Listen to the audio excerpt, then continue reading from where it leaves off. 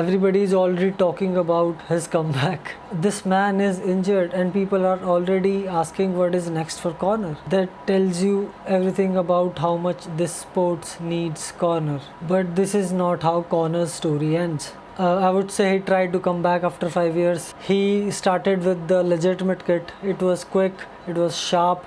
For me, it was not injured Conor. People who are speculating about when the injury happened, again, for me, injury happened at the slip, at the first kick, at the first slip.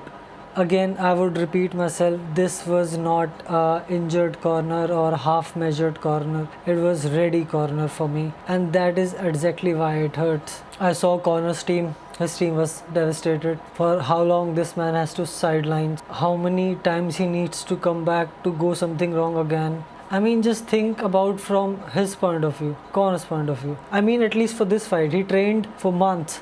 You sacrifice, you walk out in front of the whole world, and when you entered the octagon, everything is gone in a minute. Not because you lost the fight, not because you outfought, Max has beaten you, no, nothing has happened, none of that. Not because you have beaten or lost, but because of a slip. Again, I would say this, everything happened on first slip, because Conor came across with certain force, and when he tried to land, he got slipped because of some blood or maybe something. I'm not blaming anyone here. I think drying the mats in between fights would be a more cautious and more smart decision according to me, because of the blood and the sweat, the water, the ice. Drying mat between the fights will only reduce the chances of slipping.